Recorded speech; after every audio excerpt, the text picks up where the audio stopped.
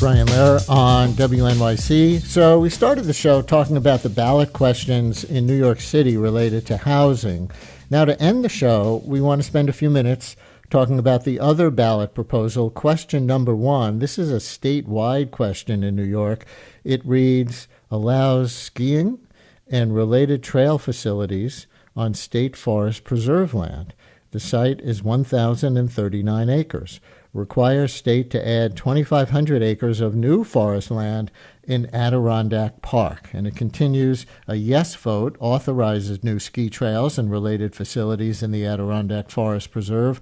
A no vote does not authorize this use, unquote. So why does everyone in the state have to vote on ski trails up in the mountains? What's the issue here? To find out what's going on, we're joined by our own Rosemary Misdary, WNYC and Gothamist health and science reporter. Hey, Rosemary. Hi, Brian. So for downstaters who've never even spent time in the Adirondacks, and I have to say I've been there more than 20 summers in my life, and I'm a lover of the Adirondacks. So I assume this has something to do with the forever wild provision in the state constitution for such a vast amount of forest land. Why is this a ballot question?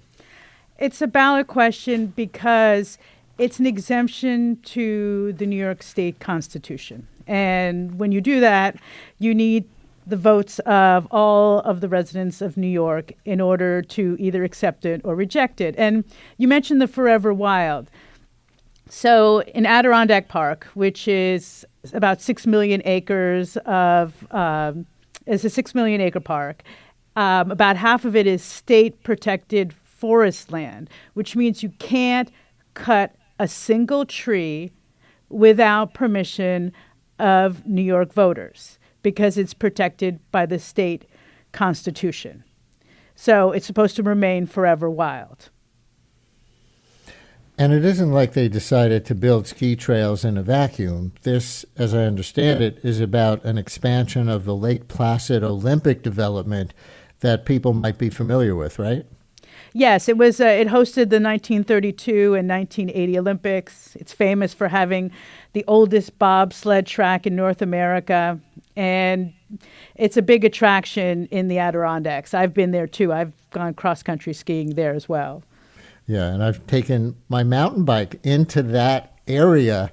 And it's like, oh, I get to ride on the area where they had the Olympics. But the wrinkle here is it's already happened. And that's why there's some upset, right? This clearing of forest land has already happened to a certain degree. And so they're asking the voters for retroactive permission?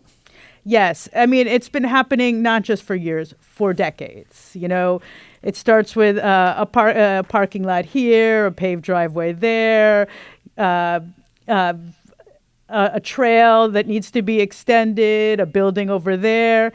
And they've been doing that for decades. And it has upset environmentalists. And they don't have permission to do that because they're surrounded by state protected forests. So they can't just go out and decide to improve a trail and cut down trees that are in state protected land. They need permission to do that. And they've already done it. And so they're, yes, you're right. They're asking for, it's basically a mea culpa, like asking forgiveness for after the fact. Don't ask for permission, ask for forgiveness. So instead of making them tear down what they've developed, the state negotiated a deal to acquire 2,500 acres elsewhere for additional forest land to kind of compensate? Yes, there's no timeline on when that will happen or where in the Adirondacks it'll happen, but it's supposed to be a minimum of 2,500 acres that will be added to the state-protected forest preserve. We can get a couple of calls or texts in here, listeners, if you're undecided or if you want to electioneer. We call it electioneering now because voting has begun. 212-433-WNYC with our Rosemary Misdary, who's reporting on question 1 on the ballot statewide in New York. 212-433-9692. What a lot of listeners probably just want to know who aren't involved in this is What side are the environmental groups on if they're unanimous? I mean, as I said before, the environmental groups, they have been upset for years over for them cutting down trees and expanding without permission.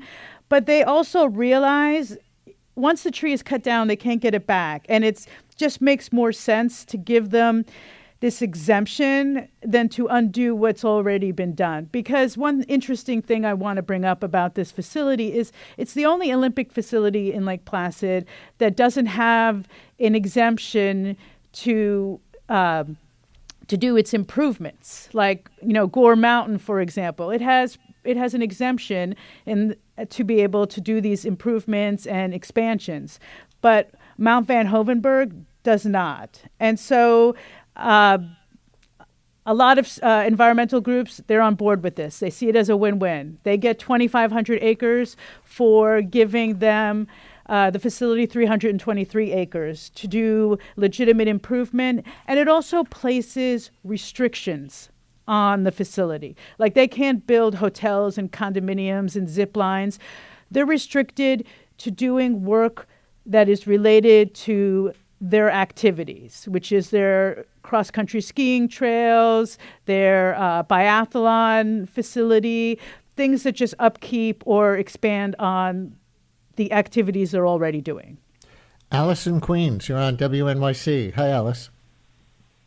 Hi. Let me turn off my radio. I had just talked to a friend in Keene Valley this morning about this issue, and he said that the Democratic Committee is in support of the amendment, the Keene Democratic Committee, that is in support of the amendment. And he said that he supposes there's almost universal support in this area, not just because of jobs, but there's a lot more than the proposal says. It cleans up a lot of the hiking trails. The Van Hoevenberg area is really, really beautiful.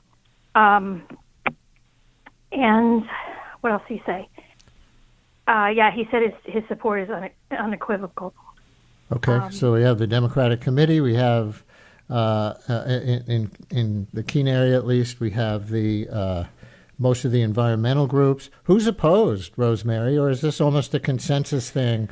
But they need the official permission of the voters. It's a consensus. This went through a long process in both the Senate and the Assembly.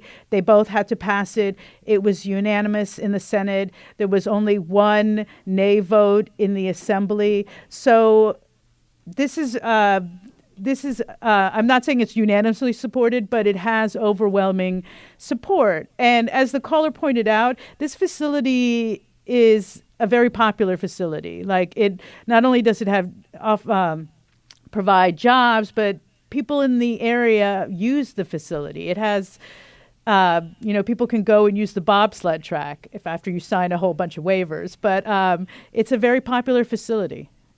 Here's a skeptic in a text message who asks a very interesting question. Will giving this exemption encourage more retroactive permission seeking? I'm inclined to vote no on Prop 1, writes that listener. So, I guess to play devil's advocate, does this not encourage others to ask forgiveness, not permission, and do other things to destroy preserved lands and then think they can somehow make up for it later? The caller has a point. The Olympic Authority kind of has a track record of doing stuff like this. They have a recent issue going on with the mountain biking trails that they put on Whiteface Mountain, and they didn't get the correct permission to be able to do that. And now, they're doing the same thing. They're cutting into State Forest Preserve without permission. And so there is a point, like they are going in and doing this in other places. But one thing I think that this does, saying yes to this does, is that it actually puts boundaries at this facility specifically. It says, here are your 323 acres. That we're giving you on top of the more than 1,000 acres you already have. And you can't go outside of this area. And these are the only things that you are allowed to do with this area. So it puts restrictions on them, and it puts boundaries up at this facility. So, but, the caller does have a point. And that in a lot of ways, it kind of encourages asking for forgiveness later. But I also think it does put up restrictions in this specific area. One more caller. Lauren in Westchester. You're on WNYC. Hi, Lauren. Hi. My question is, what are the consequences for violating the Constitution, and why haven't they been enacted? I mean, for usually if you I'm going to speak in reference to violating the Forever Wild rules. If you in the past, violations for violating the Forever Wild rules have resulted in fines. I know the DEC and the Adirondack Park Agency were sued for $32,000 because they were clearing protected forest preserve for snowmobile trails. The worst case scenario for Mount Van Hoevenberg is that they have to remove the facilities they have built on the forest preserve it illegally used if they don't get approval.